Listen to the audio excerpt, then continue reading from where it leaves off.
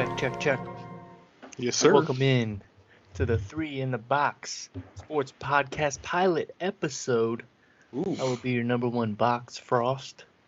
And my number two box will be Keith. And my number three box will be Jordan. We're just going to dive right in here into the latest sports news.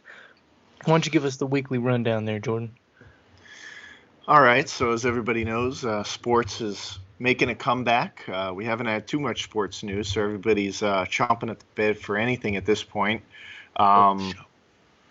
Biggest news is sports return. The NFL still planning for a full season with fans as of right now, although they did cancel the Hall of Fame game, which is the first preseason game of the year. It's easily able to be canceled.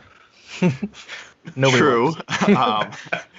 It's in Canton, Ohio. I don't think many people attend, but it's between Pittsburgh and Dallas, and it has officially been canceled as of right now. However, training camps are still moving forward. Looks like we're still a full go for the NFL right now. We'll see how that plays out over the summer. I also saw that HBO is going to do their Hard Knocks still. Well, they're still scheduled. The LA teams. Yeah, the LA teams will be scheduled to record August 11th, I believe. So, as far as that is, lucky, it seems pretty normal. Yeah, the NFL is lucky because they have that later start date. They didn't really get hit with this in the middle of their season, so they kind of have somewhat of an advantage to kind of work around what's going on. Right. And if they have to move stuff, then they move stuff. But, it's better than them getting stuck mid-season because I definitely think in the NFL that'd be tough for, you completely, you're playing a game and then you're off for 4 months, 5 months. Yeah, it'd be a little different. And then you're telling these guys to come back and you're playing full contact football again. Yeah. Well, what about the latest NBA news? They're kind of like the guinea pig with this whole bubble system down here in Orlando. Yeah, so NBA is still targeting a July 31st return. 22 teams heading to the ESPN Wide World of Sports down here in Orlando.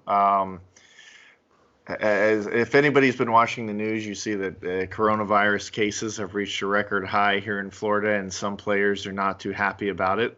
Especially in Orange County. Right, so we've seen guys like Dwight Howard, Kyrie Irving. Avery Bradley. Two backed out already. Yep, several other players already backing out, so not sure if we're going to see some NBA basketball later this month. Still looks good right now, but teams might be missing a few of their star players. Yeah, and it's tough with, you start taking out these superstars. I heard Damian Lillard is a big advocate of not coming to Orlando. If you play the Portland Trailblazers without Damian Lillard, are they really the Portland Trailblazers? Yeah, because they're already coming in beat up. Nurkic probably is, his season's a wash as it is. Mm-hmm. And then, Riza just said he's not coming to Orlando. So, you're hitting that team pretty hard right off the bat. And, for them to be one of those play to basically get in, at this point, if you're Portland, then you start asking yourself, what's the point? Because if you're Damian Lillard, he doesn't show up, there's no way your teammates are going to be like, what's the point? We're not going with that because we're not going to be able to compete. That's your leader, Yeah, that's your leader, your best player. That's everything for you. If you play them, in a championship kind of setting and you win, does that championship come with an asterisk? Because are they really the Portland Trailblazers without Lillard? Yeah, overall, I think whoever wins, unfortunately, you're going to get an asterisk next to it. Yeah. Because, it's a completely – this is something that is unprecedented for anything. You're basically not really playing the NBA season. You're kind of just doing a basketball tournament at this point. Mm-hmm. Like an AAU kind of setting. Yeah, you're just a traveling AAU team. Yeah, basically glorified. Yeah, just with LeBron James at the helm. So I guess if you win, you get a smaller ring. Yeah, less diamonds. What about the MLB? Are they coming back? Yeah, so after months of back and forth, mostly about pay, they've come to an agreement on a 60-game season starting July 24th. Players Association voted to return to camp on July 1st. So that's coming up next week. And it looks like the MLB is actually going to play. They're going to be playing without fans, although some teams are petitioning to have fans. And at the current time, they're not going to be doing the NBA style tournament. They are going to be playing in their own stadiums, just without fans. Wow. So looks like MLB is on track for a full season. I say that with a quotations because That's a big difference, coming in with fans and not creating that bubble scenario. What's that about the Rays trying to push for fans? Yeah, the Rays are trying to get fans. They're doing everything they can to think of getting people in their stadium, which I mean is tough for them to begin with. But I mean, I really don't know how you can go about doing that because I mean, are you going to be one of the only teams that have fans? Mm-hmm. I mean, it kind of makes no sense at that point. And they play in the Trop in a dome. Yeah, and I mean it's with that, and especially with how this whole process played out with their commissioner and everything. I mean, the MLB is divided. I mean, it's basically each team's on their own. The players don't want to deal with the commissioner, so I mean, it's basically what they're just going to do what they're going to do, and it's kind of put to the wayside a little bit of that whole cheating scandal that the Astros went through and everything. Like it right off the bat, That's the trash can beating's kind of over for another time. in and of itself. So I mean, it's the MLB's in an interesting spot. I mean, it's good that they're back. People want to see sports, and everything, but they definitely have a lot to go through for them to come back and play well. Yeah. Yeah, I mean, it'll be good to have some sports back. Hopefully, the MLB serves as a model for the NFL. I have a hard time believing the NFL is going to come back with full fans, but as long as football comes back in some form, I'll be happy. Yeah, of course. Oh yeah. Do you guys agree with the whole? I think it was Pittsburgh. They were selling like a certain percentage of their season tickets. I don't know if they're still doing that, but do you agree that fans should come, but just in a controlled amount? And then do you have to worry about, the controlled setting? You're going to add more hand sanitizing stations. How do you do food and do you sit every other seat or every other row? It just seems like a lot of logistics. To me, it's going to be tough because, I mean, each team, it's such a different environment. I mean, look at the Packers and Lambeau Field. They're still sitting on steel bleachers. That's the whole ambiance. Like, you go to a Packers game. You want to feel that, but realistically speaking, that I guess that's not safe, and then is it fair? Because everyone's saying, being inside might be worse than being outside. So do the dome teams have to suffer more than playing outside? And what I mean, question. Yeah, I mean, what I mean by that is, is if a dome team is not going to have fans and if you play outside, you do. I mean, that's certain advantage. And in the NFL, fans do sweat. That whole 12th man thing is real. It's especially in football, you do pull momentum.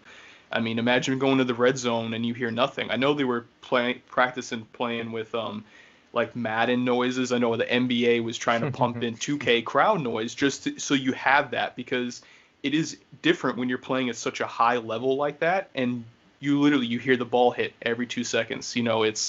It's a different effect. So I mean, fancy practice, a glorified practice. Yeah, so you want to make the players as comfortable and as familiar as possible, but I want to see sports back, but it could be tough. I mean, or it's just going to be really different to watch an NFL game on TV and no one might be in the stands. Yeah, it's going to be a weird situation, for sure.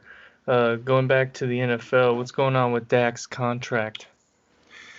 Yeah, so he finally signed his franchise tag, exclusive franchise tag, $31.4 million guaranteed, which does mean that Dak Prescott will 100% be playing, no holdouts. Shaking your head there, Keith. Do you not agree with that amount of money? I definitely think that's what he is about at per year when he signs. Okay. Not the 40+ mil he was looking for, but No. No. I don't think he'll end up getting 40 million, but I mean, I think it was the right move for him to sign the tag. It makes him look more like a team player. Yeah. He's not going to hold out. He's not going to do what Zeke did last year and go to Mexico for 3 weeks. So it kind of it gives him more leverage with the Cowboys. Like, hey, I signed the tag. I'm willing to play on it with take on the injury risk if I have to, but it kind of puts the pressure on the Cowboys to get a deal done. Well, let's not forget they do have Andy Dalton, who could make the Red Rifle. a big second act, Yeah, I mean, and it shows that that he's committed. I mean, as much as it's fun, to knock the Cowboys at every single corner you can get. It's good that it shows that, hey, listen, I'm going to sign this. I want to be in camp. I want to play. And then it falls on Jerry Jones. If you keep dragging this out, I think it's going to push more into, well, Dak's committed, but are the Cowboys committed to Dak? That's what this is really going to show because, players don't like playing under the franchise tag.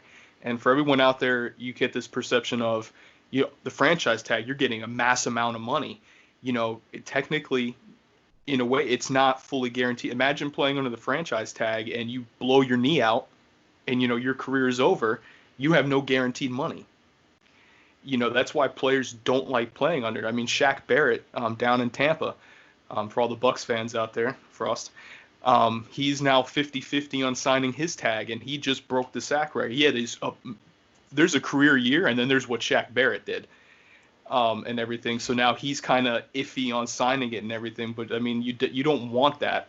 You don't want your top players like that to be put in situations where it's you're not sure, because then it goes into what the Cowboys are. It drags out, and then you're missing camp. You're doing this. So I mean, hopefully, with Dak signing, if they can get on the same page there in Dallas. What's going on with pretty much the only sports other than Japanese baseball I see? What's going on in the Premier League over there in the UK? Yeah, so Premier League returned a few weeks ago. No fans, and Liverpool just won the Premier League title. For all of you out there who don't follow soccer or football, as everybody else in the world calls it, Liverpool has not won the Premier League title in 30 years. So they're rioting, celebrating all over Liverpool right now. Stormed the stadium. Don't care about coronavirus. Their team just won, and they are partying Be interesting hard. to see if they have an increase in cases. Yeah, I don't know, but they don't seem to care right now. They're celebrating. LeBron James actually put out a whole bunch of celebratory tweets.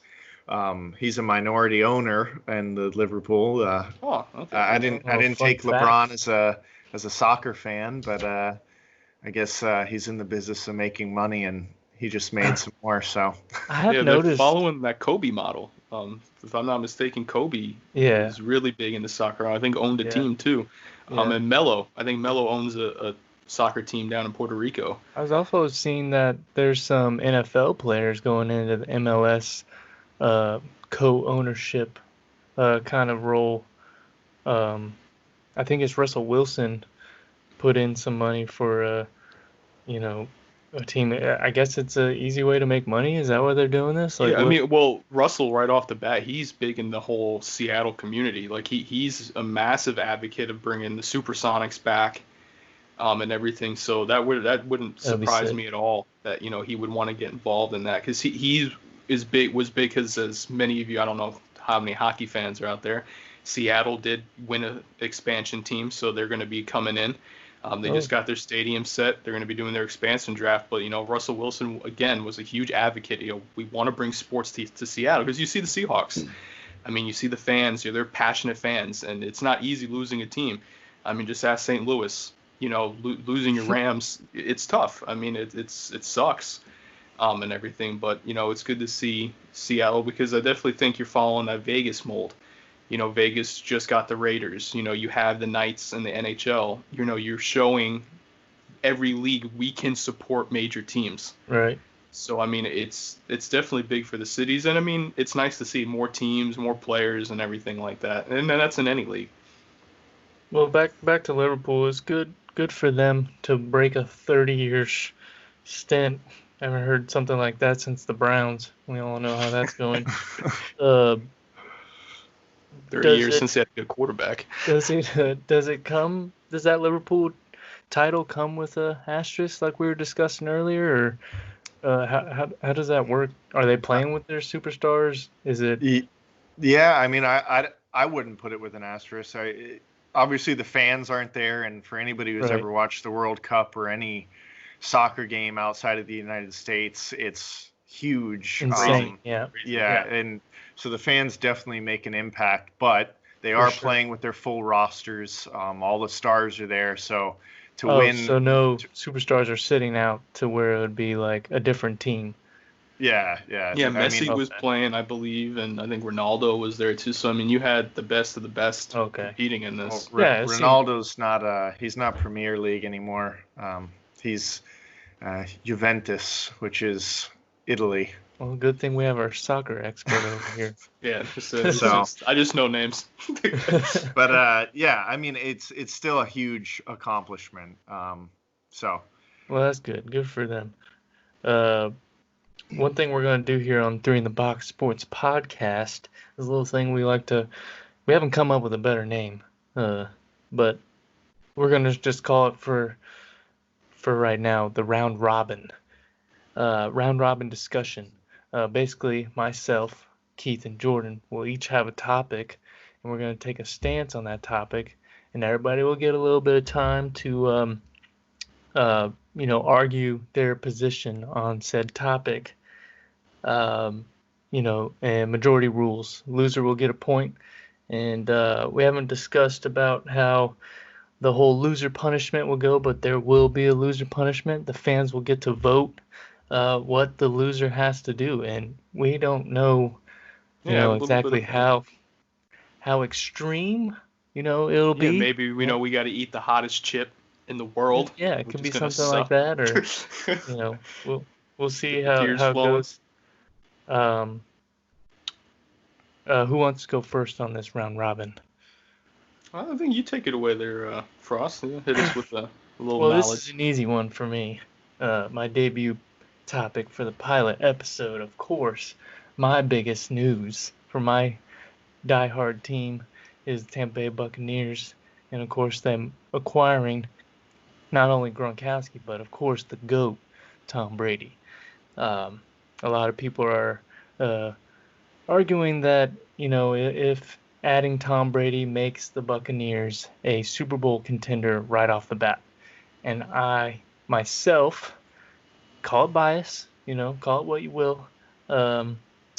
My stance is yes, they are Super Bowl contenders, and I would think favorites. Not only do you add Tom Brady, who is the GOAT, who is good enough to continue to win, you give him weapons like Mike Evans, Chris Godwin. I talked about bringing Gronk back. You have that chemistry. Chemistry is everything. You have O.J. Howard, who can be, an elite tight end. Not to forget Cameron Brate. We don't really have a running game. I will admit that, but we have maybe some guys that can make some plays, Ronald Jones and such. But I think, you put Tom Brady on this team with Bruce Arians at the helm, those minds will work together, and the weapons that Tom Brady has in Tampa Bay, arguably the best weapons he's had his whole career. Not to mention the offense, but the defense. The defense finished the year strong. Keith mentioned Shaq Barrett. Shaq Barrett is a top player in this league now. Obviously, we could do a little bit better in the secondary, but that'll come. We had a lot of young guys. I think our linebacking core is one of the better in the league. You throw in that defense and a guy like Tom Brady who won't throw away the football like a Jameis Winston. He'll take care of the football. He'll put points on the board. I think they do win a Super Bowl this year. You heard it first here on 3intheBox Sports Podcast. Breaking news. One of you guys can take the other argument, or however you stand, whether it's with me or against me. I would like to hear your position. I'll give it a whack first, Jordan, if you don't mind. And, for everyone listening, comment in on this. Let us know what you're thinking about our topics as well. We want to hear your thoughts. I agree with everything that you said up to the point of them winning a Super Bowl this year. So as much as you did hit that, Tom Brady's never, outside of the season he had Randy Moss, it was just Randy Moss. He's going into a situation where you have, Mike Evans, who, in my opinion, top 5 receiver in the league. He's proven that. Chris Godwin is getting there. He had a phenomenal year. Tom Brady's usually not worked with a top running back. It's been a lot of years since he's had that. So, I mean, to the outside eye, not having a running game, it's not something that's detrimental to Tom Brady. He's worked with it before. He prefers that dink and dunk back where you can just get the ball out to him, get a couple yards here and there. So, right. I mean, now where it gets dicey so everyone knows I am a Jets fan. I am a diehard Jets fan. Tom Brady has ruined my life since day one. He's going into a completely different situation 20 years later. It's very rare when players of that caliber, when they move teams, you try to get them guys they're somewhat familiar with. You got him Gronk, one of his, probably best friends and everything, but it's just Gronk. You really didn't bring coaching staff in. You didn't really bring a James White or something like that in. So, I mean, he's got a lot to work with that he's not used to working with. And it's going to be a massive adjustment. And then it's the level of competition. I mean, Tom Brady's not used to playing in a division where, you're playing Drew Brees and Matt Ryan twice a year. Those are 2 MVP quarterbacks that you're playing twice a year now. So, I mean, obviously, for all your naysayers out there, well, quarterbacks don't play quarterbacks. Well, at the end of the day, it's still a challenge. When Tom Brady played Peyton Manning, that was the headline. It wasn't, the Colts versus the Patriots. It's Brady versus Manning. You got to hold my tongue, but you think Matt Ryan and the Falcons will be competition for the Buccaneers this year? If they stay healthy, it's possible, but you can't take away Julio Jones and Matt Ryan. You're still going into a slugfest. It's not like he's playing, as much as it's painful for me to say, with Sam Darnold, Ryan Fitzpatrick, throwing your own guy under the bus. There. You got, because, I mean, they're not Tom Brady's level. And you're playing in the NFC where, some people say it's the weaker of the division. You still have the 49ers out there. You still got the Seahawks. You got the Rams. You got up-and-coming teams. But, I mean, in my opinion, I still think the Saints hold that division. But it's going to be interesting. Wow. I mean, if the Bucs stay healthy, it's possible. But I don't think they're getting out of the NFC Championship. I think that would be their peak, is going to be the NFC Championship game. Unbelievable. You think you know somebody. What you say, Jordan? So I have I guess I would say a similar take to Keith there. Oh, my God. I do think the Bucs are contenders this year. Absolutely. I think Arians' downfield offense suits Tom Brady very well. He's got, outside of the period where he had Randy Moss, he's probably got his best weapons ever. He's never really had much of a running game to play with anyway. So, and actually, I think having him will help, Ronald Jones or whoever the Bucs bring in, because the defense is going to be focused more on the pass game. Bucs defense is good, but like he said, I struggle to think that they're going to put it all together in season 1 and win a title. Would I be surprised if they won a Super Bowl? No. But do I think that if I had to place a bet on it, I would not bet on them winning the Super Bowl in year 1. Who would you bet on? Who would you bet on winning the Super Bowl this year? I think I'd have to probably put the most money back on the Chiefs again, just because of Mahomes. I do think There's some other players in there. I don't know. Outside of the Chiefs, I think there's a lot of players in the mix. I like Seattle. I do like the Saints again. I do like the Niners. All right, well, let's not get away from my stance here. From what I hear, you guys agreed with a lot of what I said about how Tom Brady didn't have a running game. Bucs don't have a running game. Tom Brady has the best weapons, arguably, he's ever had, which I said. You agreed. And the defense is good enough. Your big thing is the Saints or some other NFC team will pose a threat in the NFC Championship and beat Tom Brady and Bruce Arians, who's been known as the quarterback guru. Not to mention he's been with the Peyton Mannings and made Carson Palmer look great in Arizona. And I'm pretty sure he played with Ben Roethlisberger. Now he gets his hand on the GOAT, the greatest of all time, Tom Brady, and you don't think he's gonna put it together? I just don't understand. He's over here in Tampa Bay working out, getting backlash and stuff because of the coronavirus and stuff. But they're working outside. It seems walking pretty into safe. the wrong homes. Happened one time. No, I think Tom Brady has a career year. I think he puts up one of his best stat lines he's ever had, if not the best. But he doesn't win a Super Bowl. But I don't think they put it together in year one to win a Super Bowl. Like I said, would I be surprised? No. Is it because there's a curse? No. Is it because there's a curse because Tampa Bay is going to host the Super Bowl and no other team has hosted the Super Bowl? I just think he's played with the Patriots for so long. It's hard to jump to a new team, a new system, and win it right away. Yeah, it's very rare that in one season a team can make that drastic of a change. Obviously the whole roster wasn't overhauled, but you're talking about Tom Brady here. And, that drastic of a change and expect in a season to immediately win the whole thing. It's gonna be a challenge for him. I'd like to throw in one last thing. If Jameis Winston didn't throw some of his 30 some odd interceptions, we probably would have won at least 6 or 7 more games. It's a completely different. Oh yeah, it's different scenario. You think Tom Brady's going to come in and throw 30 interceptions? No, but I still wouldn't have said that. If Jameis would have thrown 15 instead of 30 interceptions, I still wouldn't have picked him to win the Super Bowl.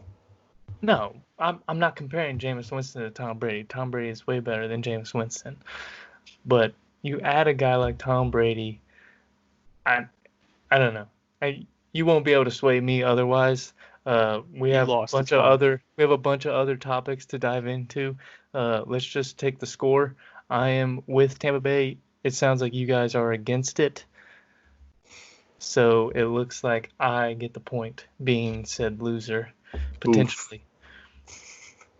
Anyways, we'll make up the score here. Jordan, why don't you go next with your topic? Yeah, so initially I was going to pick a topic about Dak Prescott, but everybody knows I'm a Cowboys fan, so I don't want to take a stance on a team that I know, so I went with something else. I chose the highest paid athletes. So some of you may have seen it, some of you have not, but a couple weeks ago Forbes released a list of their highest paid athletes in 2020. We're going to focus strictly on the top 20 here. So just to give a little background, it kicks off with number one, maybe surprisingly to some, is Roger Federer, tennis star. He's actually one of the few tennis stars. Actually, I'll change that. He is the only tennis star on the top 20. But I guess not really surprising. Roger Federer is a huge draw for the sport. Especially endorsements. He's got a ton of endorsements. He's kind of like the model athlete. He does everything right. He's polite. He's courteous. He's got a ton of revenue outside of tennis, and he wins a lot. So not too surprising there. That to round out the rest of the top 5, you've got Cristiano Ronaldo, no surprise. Lionel Messi, again, no surprise. Neymar, another soccer star. And LeBron James. I don't think anybody will argue with that top 5.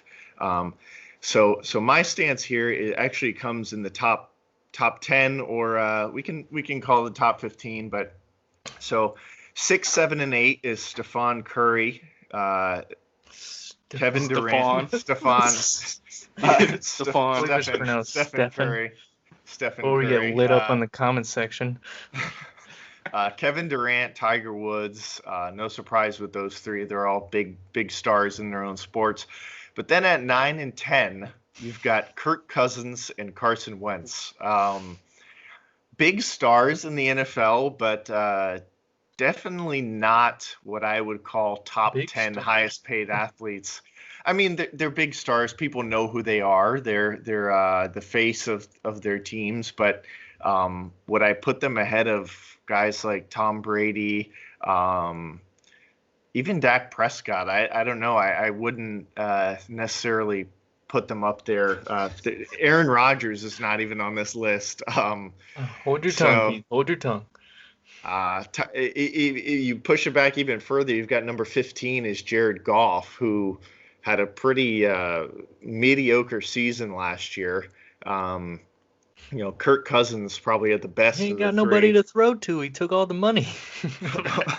Well, Jalen Ramsey too is about to get. Yeah. But Carson Wentz can't stay healthy to save his life.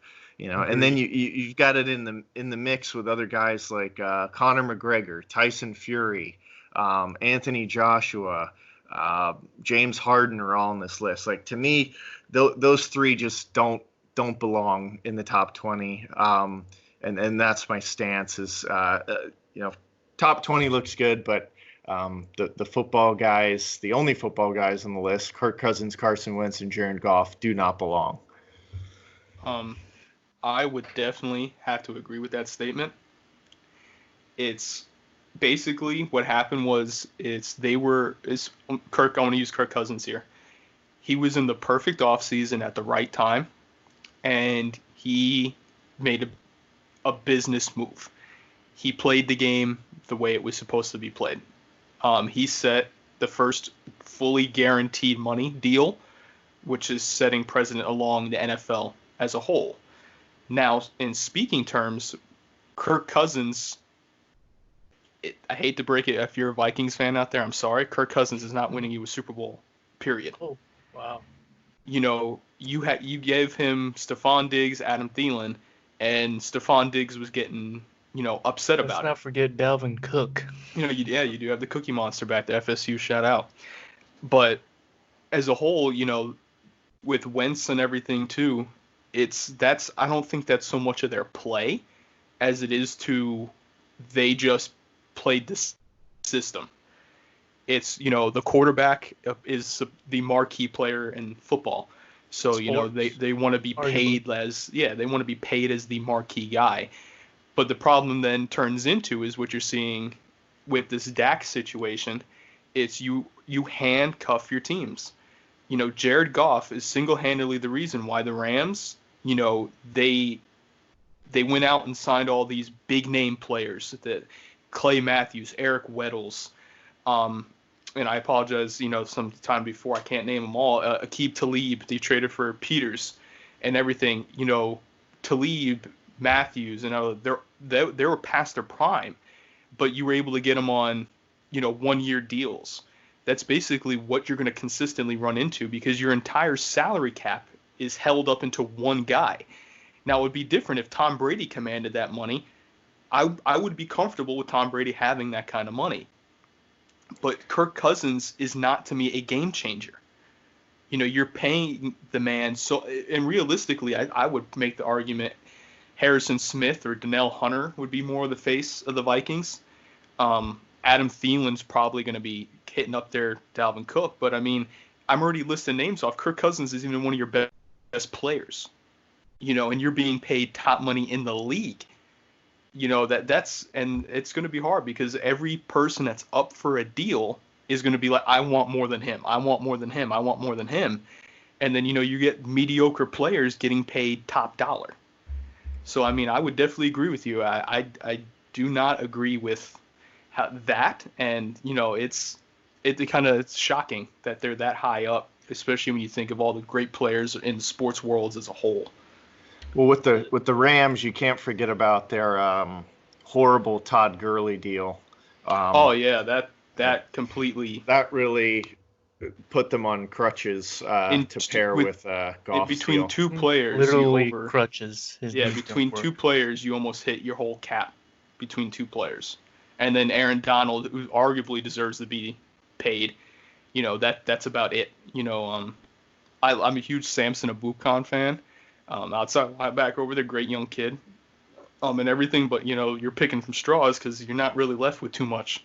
You have Brockers still and everything over there, but his offense is where it's going to hurt. If they don't hit in the draft, that team is going to struggle. Their defense will carry them, but you're going to run into what you saw in the Super Bowl.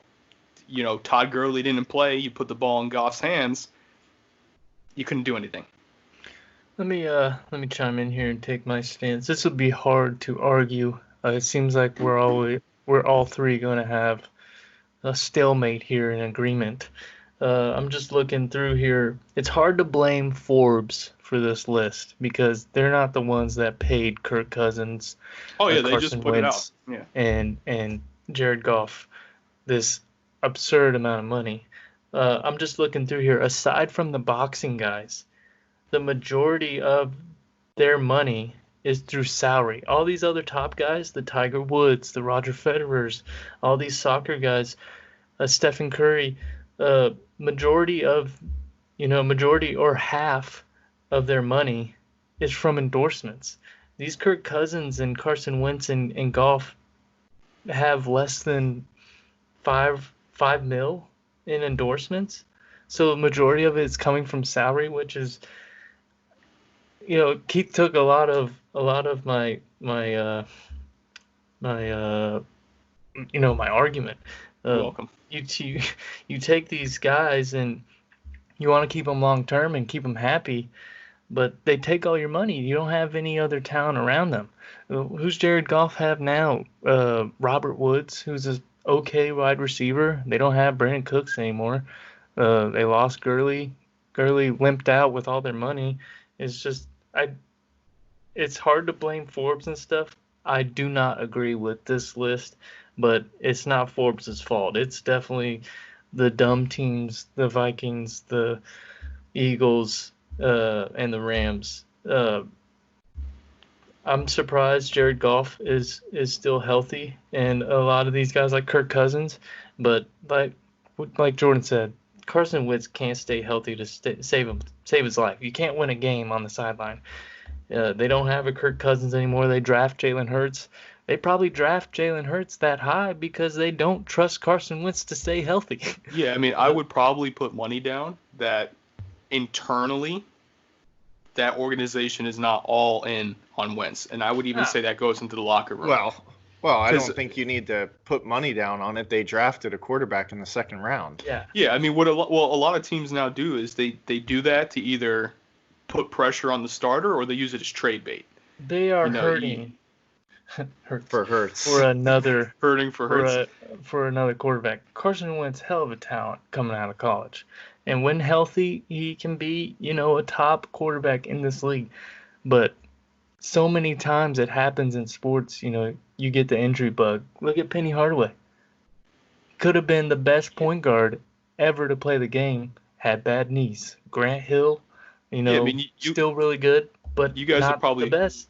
You guys will probably agree with me on this statement. I mean, for someone of Wentz who's paid that high, where was he ranked on that list, Jordan? 10th. Yeah. A player in the overall scheme the 10th highest paid player should not be in a make or break situation. I'm sorry. You can't be the 10th high, and that even goes for Kirk Cousins. You can't be going, is this the season? If you're paid like that, you should not be doing, is this the season? Yeah. That should not even be a discussion. Yeah.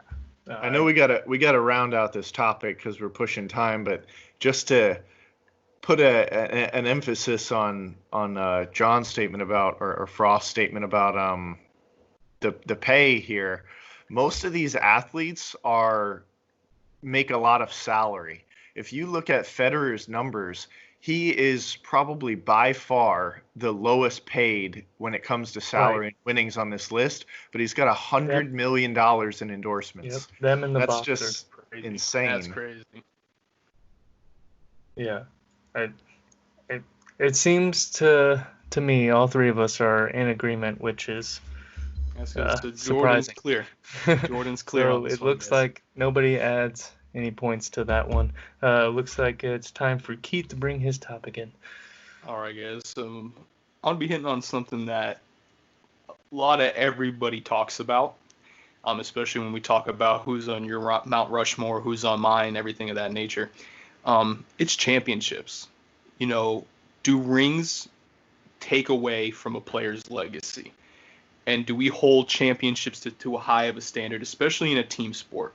So that's my take. I definitely think I want to try to get these two guys on my same page here.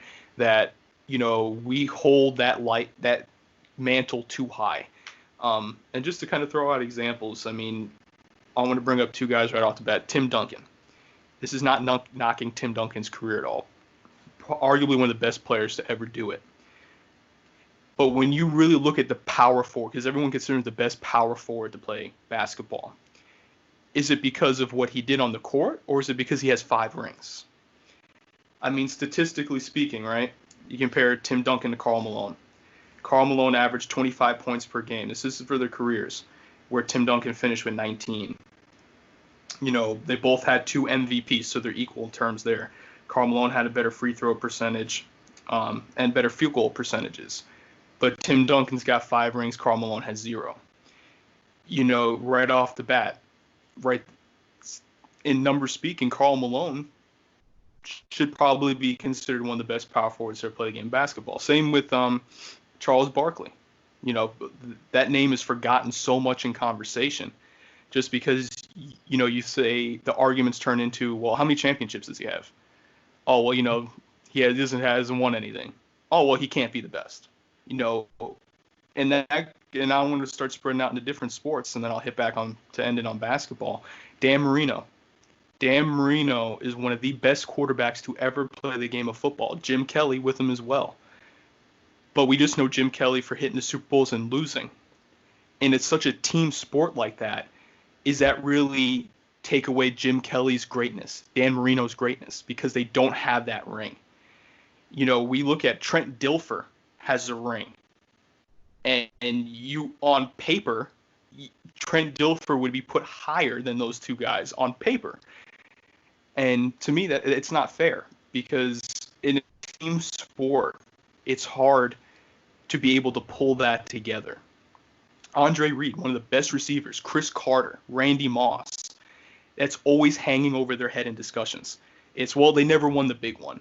They could never do it. So, T.O. is with that conversation as well. And it always holds them back. That's always the one daunting thing. And this is where it really gets interesting, because now we're talking with players that have rings. I want to hit back to basketball on you guys here. Dirk Nowitzki. Dirk changed the game of basketball. No one really ever saw a 7-footer to have a game outside of the post. In my opinion, he made the stretch four. He was Kevin Durant before Kevin Durant was out. And everything like that. But Dirk only had 1 ring. And don't get me wrong, he beat that dominant Heat team at the very beginning. That was a good ring, but that we still hold Dirk back. When we talk about greatest players, Dirk's name is never thrown around. Mm-hmm.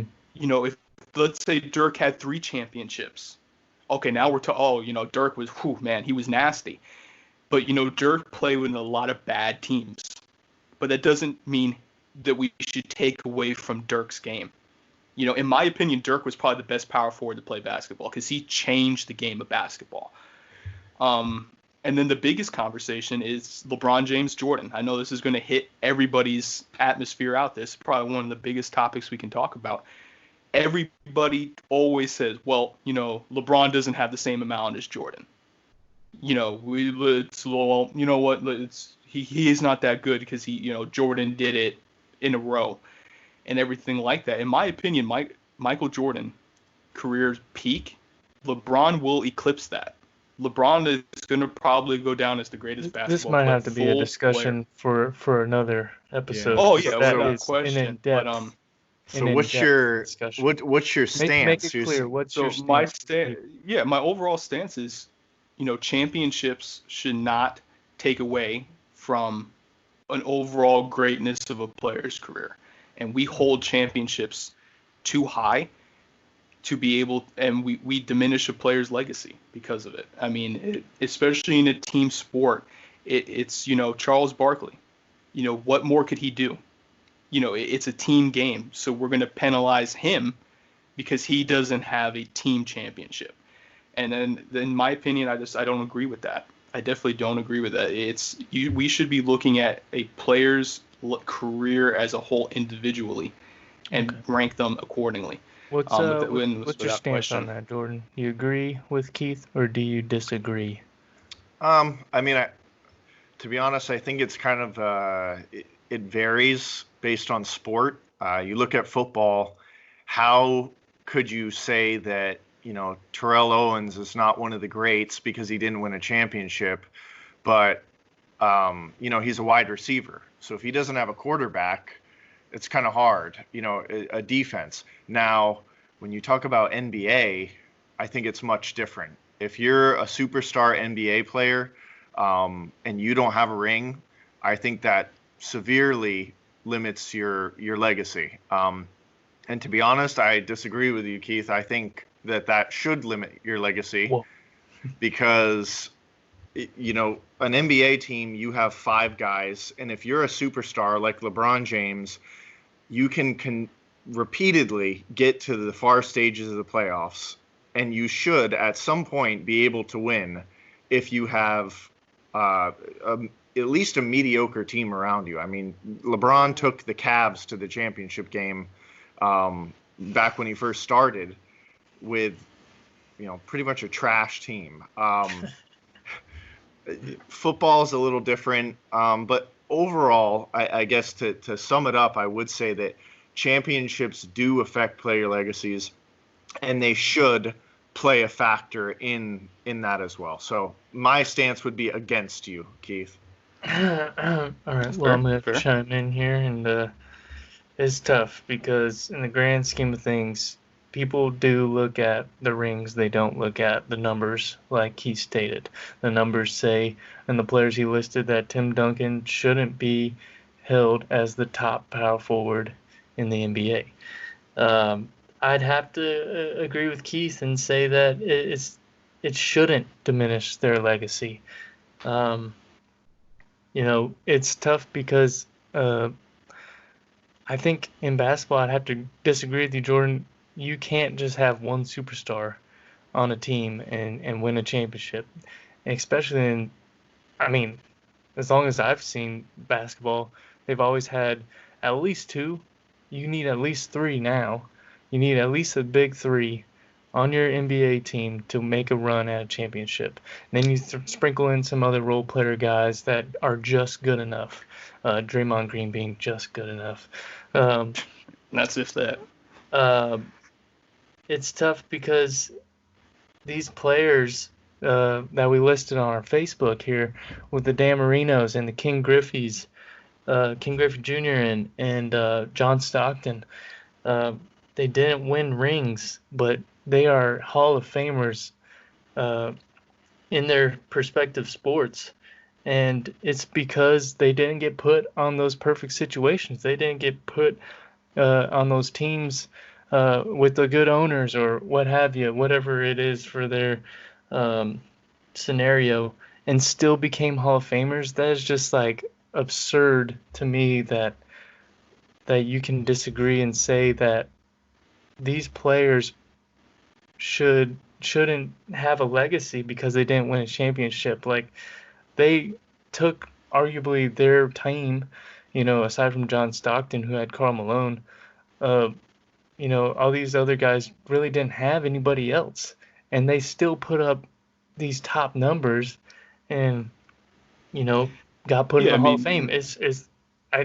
I'm not saying that they're not deserving of Hall of Fame status or that they're not all-time greats. I definitely think that they have a legacy, but the question was, does it affect player legacies, and should it? And I think if you look at somebody who has the same stats, over a career, and one guy's got 3 championships and one's got 0, you're going to put the guy who had more championships at a higher, on a higher pedestal for his legacy. And so I do think that the championship should play a role, because if you're a superstar, whether you have other good players around you or not, you should win a championship. Now, baseball, that's a little different. You could be the greatest, outfielder of all time and still not win anything, because baseball's not that kind of a sport. But yeah, I mean, we'll wrap it up with that. Definitely I got John on my side, so that's one. Looks so I'm like good there. Jordan's joined me in the point category. Yeah, So I mean, and just to finish that right off the bat, I mean, John Stockton would be probably your type. My opinion, John Stockton is probably one of the best point guards to ever play game basketball, and Allen Iverson. We tend to forget about AI a lot too. It's a good name drop. If you give AI a couple rings, we're talking something completely different. Yeah. Which is a shame, because AI in and of himself changed the game of basketball as well. But we'll end it off, and like I said, if all our fans out there, if you guys want to come in with what we're saying, disagree with us, agree with us, hit our comments. Let us know what you're thinking, and we'll hit it back during the week on everybody. We'll post another discussion about this, because I feel like everybody is. Oh yeah, this will be a good topic for everyone. Yeah. As far as round robin, it looks like our first round robin, for lack of a better name. We'll have to come up with something else, because we're in a box. Round robin. Yeah, and let us know. Hit us up with some names you guys want to let us know, and we'll hit it up with most votes. That'll be the topic name. Yeah, we'll make a poll and discuss. Get our discussions for next week. But as far as this first round robin, it looks like me and Jordan are the losers for the week at a point apiece. And it looks like Keith over there repping the Solar Bears jersey, throwing it way back, is the winner, unfortunately. But as far as round robin, we'll conclude with that, and we'll jump into another segment we like to call Questions from the Box, pun intended. Yeah, and that's why don't you dive in and explain that, Keith? Yeah, we gotten some feedback from our fans. As you guys know, our show is oriented around you guys. We want to know what your opinions are. If you have questions for us, we'll go through them all, and then we'll pick some names out. We'll hit on some stuff you guys want to know. And so far, we did pick 2 out. So we're going to give you guys a shout out at the end of this. Make sure you give them a follow if you want to communicate with them and whatnot. But the first one's going to be coming from Nolo Big Country Carter. Who wanted to know, do you think Dak Prescott and the Dallas Cowboys will work out a long-term deal prior to the July 15th deadline? I'm going to pass this one to Jordan real fast, with him being the main Cowboys fan of the group. And then see what he's thinking about that. So I know we're running out of time, so I'll keep it short and sweet for this one. But to be honest, I really don't know. I don't think signing the franchise tag has an impact on them working out a long-term deal. Everything that I've read says that it's not the numbers, it's the length. The Cowboys want Prescott to commit to a longer deal. They want him to commit to a 5-year deal, and Prescott wants a 4-year deal. And the reasoning behind that, or so I've read, is that Dak Prescott views a 5-year contract as a 7-year contract, essentially, because he knows that the Cowboys can franchise tag him for 2 years following that. So he's looking for a shorter deal. In my opinion, if the money's right, which it sounds like it is, and it's just over years, someone will give, or they'll work something out. Maybe the Cowboys throw Prescott an extra bump in the 5th-year pay, so that's compensates for the extra year in there. I don't really blame either of them. But to the question of, do they get a deal done by July 15th? Seeing as that's like 3 weeks away, I'm going to go ahead and say no. I think that he plays on the franchise tag this year. I'm going to disagree, and I'm going to say that they do come up with a long-term deal. Jerry Jones likes to play the dramatics, likes to make a story. I feel like he's going to hold his cards all the way up until July 15th. but he's not stupid. He knows Dak Prescott will help him win games in the NFL, and Dak Prescott is good enough, especially with that running game with Ezekiel Elliott. Whether it's how many years, I don't know.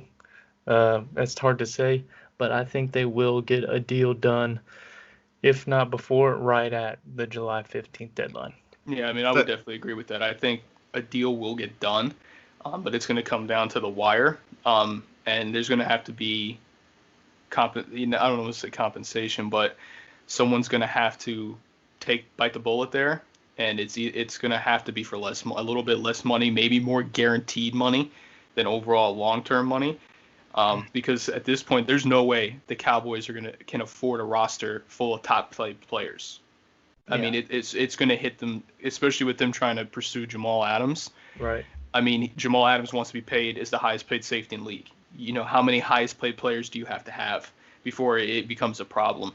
So, I mean, I definitely think Dak's going to have to, take a little bit less, but I think a deal will get done for them.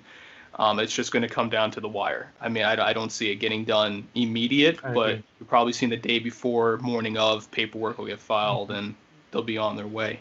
For the sake of time, let's dive into that. Our second question and final question for this segment. Why don't you take that, Keith? Yeah, the last one is from a gentleman named Tubes. He was asking us pretty overall what we kind of hit on the show, but we'll pull it out. Is with COVID cases back on the rise, especially in Orlando, do you see sports fully coming back anytime soon? You're going to see sports come back. Now, I'm not exactly sure what you want to maybe mean by fully, like if you're talking about stadiums packed, but you're going to see differences like the NHL and the NBA. It's not going to be typical to what you see, and that next year might even be affected by that as well. But the NFL is probably going to be the one league where we're going to see what's going to happen. Can we play a full season and not run into issues and everything like that? But I definitely see sports coming back. It just might not be what we're used to seeing. What'd you say, Jordan? I agree with that. I think that we're going to see sports come back. I mean, we're already seeing sports come back, but I don't see all sports coming back. I'm like 50-50 on the NBA right now. If LeBron James comes out and says that he's not coming to Orlando, I think the season's going to get canceled.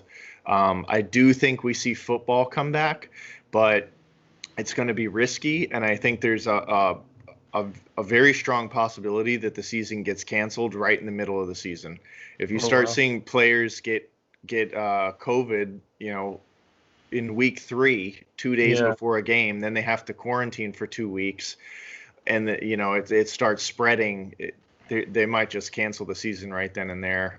College football, that's another one. I don't know if it's going to come back. So I guess to be technical about the question, is it fully coming back anytime soon? I'd say no. I think it's going to be 2021 before we see sports fully back.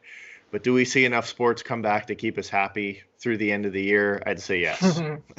Well, look at us all in agreement. This is a beautiful sight. I'd have to agree with my two boxes here. There's definitely an asterisk next to fully. Of course, we want to see sports come back. Any form we'll take. We're itching, Yeah. And we got to scratch it. As far as basketball, I have to agree if LeBron James says he's not coming. I don't see a lot of these players coming. They've already clearly stated whatever LeBron says goes. He's even holding off saying anything. Basically coming up, thinking about exactly what he wants to do and what's best for himself. And he knows he holds that power, and rightfully so. He's the best athlete, arguably, in the world. It's up for debate. But whether it comes fully back, I don't see it fully, but hopefully we can just get just enough to get that itch scratched. That's it, Hopefully I need some fantasy football, damn it. Gladly take that money. We all do. Well, that's going to do it for us here on the 3intheBox Sportscast Sports Podcast pilot episode. I am Frost. That's Keith. That's Jordan. And tune in next week, and we'll continue this week. Follow us on our Facebook, Twitter, and Instagram. Also, we'll upload this pilot episode to those social medias, including YouTube. Look out for us as we update our social medias for up-to-date content. And comment below and tell us what you think, what you'd like for us to discuss. And we love to hear from you, the fans. And yeah, that's I it. just want to thank everyone for tuning in to our first episode. Hope everyone enjoyed it. And keep the train running, man. Just keep interacting with us. Let us know. And everything. But I do want to give a huge shout out to my cousin Matt, who is going to be providing the music for our show. I'll be tagging his Instagram and everything down below. So make sure you guys give him a follow and everything. He's dropping some new music, new tracks coming out, and we'll be playing that for our show and everything. But just touch on what John said again. We want to thank everyone for tuning in, and hope you all have a good rest of your week. And we'll talk to you soon for episode 2. All right, go Bucks.